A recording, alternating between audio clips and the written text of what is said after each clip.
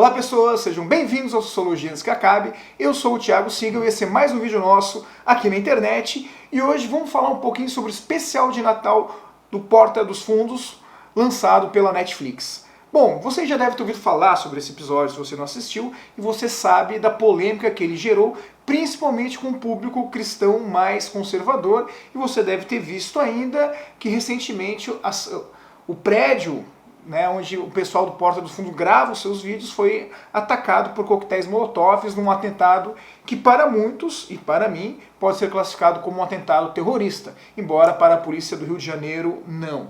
Pois bem, o que a gente pode falar um pouquinho sobre esse episódio? Primeira coisa, o episódio busca satirizar a vida de Jesus, mais especificamente o seu aniversário de 30 anos, quando ele passa os seus 40 dias no deserto. Apresenta uma figura de Cristo como um jovem relativamente indeciso, frustrado com as suas opções sexuais. Talvez esse seja o grande problema para os cristãos. E no mais mostra também um Deus vingativo, rancoroso, sacana, bem aquele Deus caracterizado no Antigo Testamento. E o episódio se desenvolve através dessa trama de Cristo se reconhecer enquanto homossexual e ser, digamos assim, tentado. Por isso o nome do episódio é a primeira tentação de Cristo. Bom, qual é o problema do episódio? Ele satiriza vários aspectos do pensamento cristão e também mexe com outras religiões, inclusive com o islamismo, com o budismo, com o hinduísmo. Tem algumas cenas que fazem essa piada com outras religiões também. Então isso existe lá no episódio. Mas o ponto central parece que é a questão da construção de Cristo como um homossexual. E nesse sentido, apesar de todo o sarro que Porta dos Fundos tira com as religiões, o grande pecado é Cristo ser gay. Talvez ser gay seja o pecado mais perverso para os cristãos. Ser gay é então a pior das ofensas. Pelo menos essa imagem que a reação de boa parte do público conservador passa para a gente. É como se a fé fosse um grande buffet onde os fiéis podem escolher aquilo que mais gostam dentro da religião e aquilo que menos gostam pode deixar de lá. E o prato principal é o ódio, o preconceito e a discriminação com os homossexuais.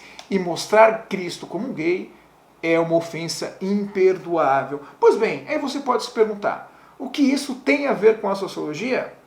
Eu te explico, tem muito a ver com a sociologia, mas primeiro, se inscreve nesse canal, deixa o seu like, deixa o seu comentário e vamos com a gente. O primeiro sociólogo que talvez possa nos ajudar a entender a repercussão desse episódio do Porta dos Fundos é o sociólogo alemão Max Weber, conhecido como um dos grandes clássicos da sociologia. Weber desenvolveu importantes estudos sobre as religiões. O mais famoso deles, você provavelmente já ouviu falar, chama-se A Ética Protestante e o Espírito do Capitalismo. Mas não é esse o texto do Weber que mais nos interessa agora. São, na verdade, os outros estudos que Weber desenvolve sobre a racionalização. Weber acredita que a racionalização é a principal característica do mundo moderno e com o passar do tempo essa racionalização acabaria a gerar um certo desencantamento do mundo. Ou seja, a burocracia, a organização racional acabaria substituindo, em grande medida, as crenças religiosas e fantasiosas. Pois bem, nesse caso talvez Weber esteja errado. A religião continua forte, o mundo continua muito encantado, mas a racionalização, que antes pertencia a um campo mais técnico, científico, também migra para as religiões. E o estudo de Weber sobre a racionalização vai inspirar uma série de novos estudos importantes dentro da sociologia, e o que eu trago hoje para vocês é um estudo de um sociólogo chamado George Heitzer. George Heitzer é um sociólogo nova-iorquino, filho de classe baixa, seu pai era taxista, sua mãe era secretária, e ele sempre buscou no estudo uma maneira de ascender socialmente. E também, nos seus estudos, trazem uma leve crítica à sociedade de consumo americano e, sobretudo, a maneira como a racionalidade se espalha por todos os campos da vida social. Não é à toa que ele criou um conceito muito interessante, que é o conceito de McDonaldização do mundo. Vocês já ouviram falar sobre esse conceito? Não? Então pesquisem aí que é muito interessante.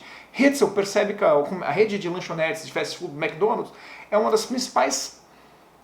É onde se materializa a racionalidade do mundo moderno. A maneira como a rede opera em diversos cantos do mundo, a maneira como ela se estrutura para produzir os seus lanches, sempre padronizados, dentro de um tempo aceitável, num valor relativamente padrão em todos os lugares do planeta, caracterizam o ápice da racionalidade. A racionalidade é isso, a melhor maneira de você produzir alguma coisa de maneira pontual, de maneira com uma qualidade impecável, que não vai ser a mesma no Brasil, a mesma na China, a mesma na Índia ou em qualquer outro canto do mundo. Nesse caso, a McDonaldização do mundo, ela representa basicamente o que? O domínio da racionalidade sobre o mundo. E essa racionalidade que está no McDonald's acaba também migrando para as religiões, criando um novo conceito super interessante, que é o conceito de McDonaldização da fé. Esse conceito, inclusive, é muito bem desenvolvido por um historiador brasileiro chamado Eduardo Guilherme de Moras, no artigo chamado A McDonaldização da Fé.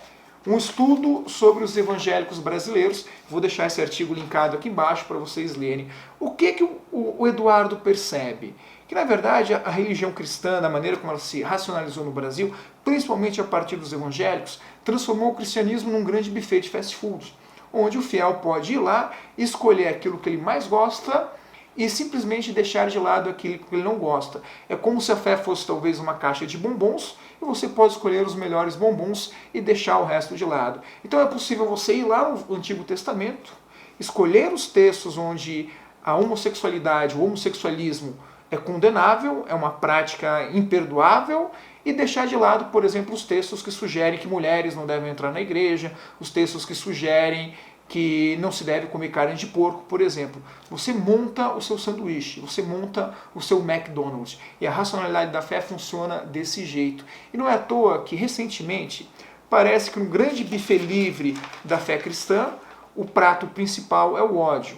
E, sobretudo, o ódio ao diferente. E mais ainda se esse diferente for gay. Isso é imperdoável dentro da grande racionalidade que se tornou a fé cristã. Nesse caso, é fácil você entender por que os cristãos, principalmente os fundamentalistas, ficam super revoltados com algumas coisas, o homossexualismo, mas não vem problema nenhum em fazer arminha dentro da igreja, não vem problema nenhum em fazer arminha perto de Cristo. Bom, professor, mas Cristo não passava uma mensagem de paz, uma mensagem de perdão, não matarás, não é um dos principais mandamentos da fé cristã?